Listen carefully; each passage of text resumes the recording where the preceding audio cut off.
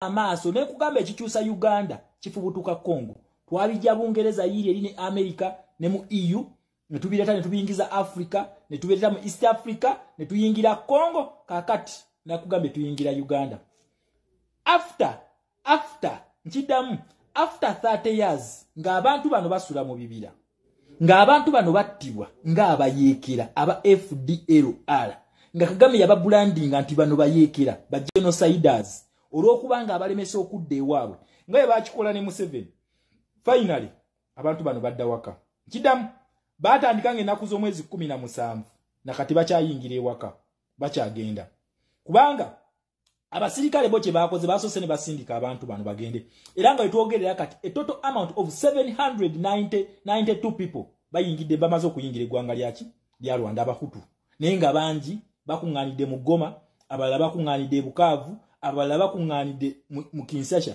ebitundu bya Kongo ebyenjawulo bakunganiddeyo basi nga zibayingiza zibajja mu ggwanga lya Kongo zibazaye waka condition yesooka ku Kagame bana abantu balina okuenjoyinga full citizenship right kitegeeza ki they have a freedom to elections they have freedom to every facility eri mu Rwanda. These are Rwandanese but these are not Congolese. Yali abasibireyo mu bibira nga yene Museveni bali abasibireyo mu bibira ne batandika batugumbulira mu bibira bye Congo kakati UN yabagambye muddemu mu bakwateko. Condition number 2 Kagame ayina okuddiza abantu bane ettaka lyabwe muna Uganda ettaka lyogenda kulifuna if you don't give up. I am giving you my words. Ebintu bino najja nembi basomesa oshegera ne tusanga buno obukolwa tishamu wa abantu false hopes nakugamba ekintu kyenkola nkimanyi nnyo era nakugamba nti tofa kuba revolution drafts just a time. Revolution ina direction. Revolution eyaffe nakugamba it is made up by foreign policies. Nakugamba olutalo luno waliwo olutalo olw'amanyi ng'ovudde kufere tuli mu kulwana luno luli physical waliwo olutalo luli invisible olwa policies.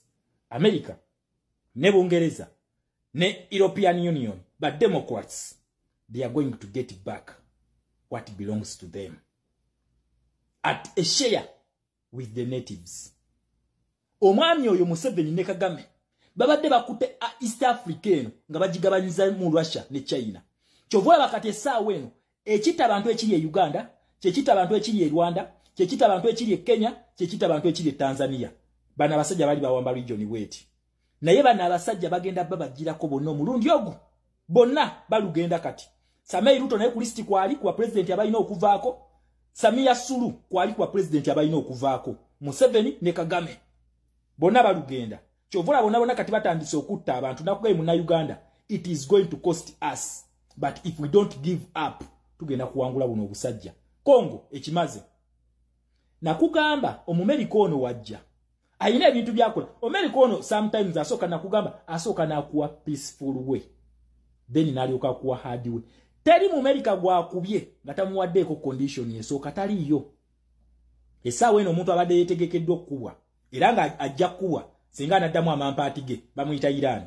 Bamugamba tokola nuclear. Tokola. Iran agamba nja mukola. Ne bamugamba kale tukuwadde emyezi egi gye tuli mu kubala countdown. Nga tana signinga deal eyo kubita. Naye ndaba atandise okuyikika VV. Ono gwe bayita mu America. Nakugamba foreign policy ya America yava mu kintu kye bayita isolationism ne yingira mu kintu kye bayita direct intervention. Donald Trump ngayitira mu Masadi boys bebaziza y'abanyarwanda ewaabwe. Bebazizayo okuwaabwe obo nga bamaze okusayininga mineral deal eyakutte minerals za Congo 50%.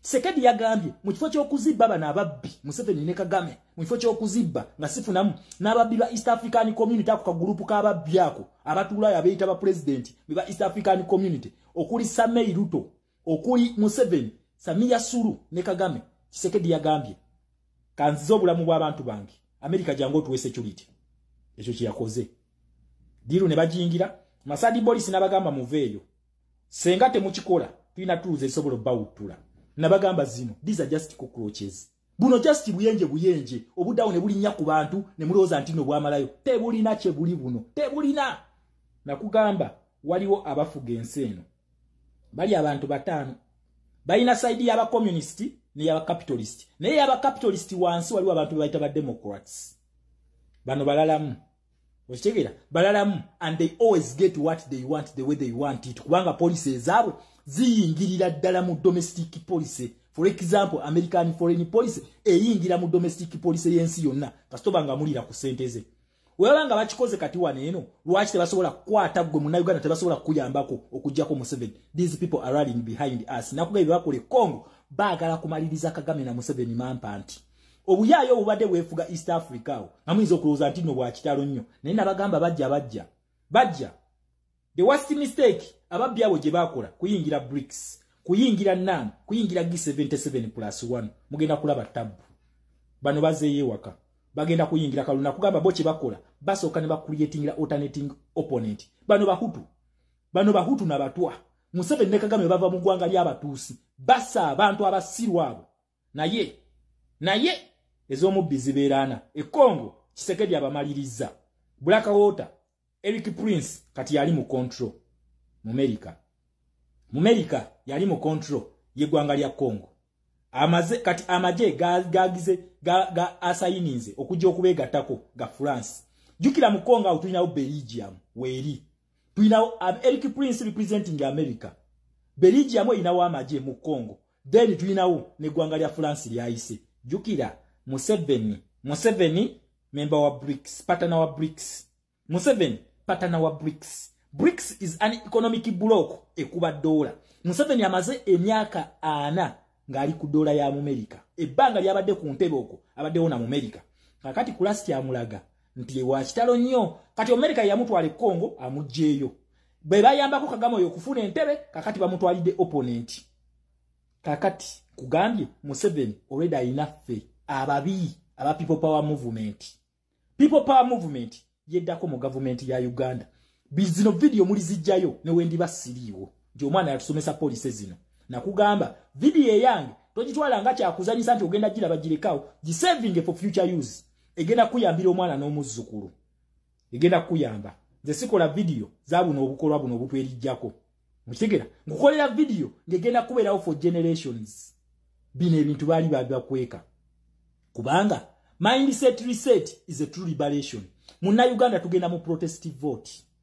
Akaluke tugenda mu ensi yonna yonna ekalimu ba democrats bonna bakalimu bonna mwebali.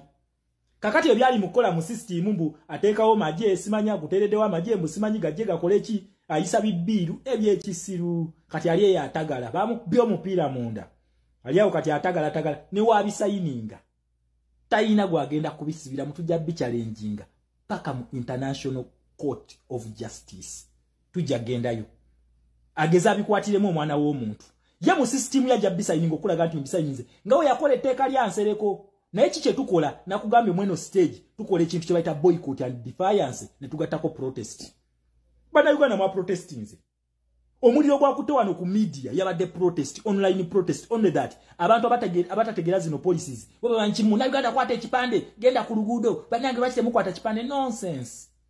Revolution ani abagamba nti etambulira ku ntegeera yammwe.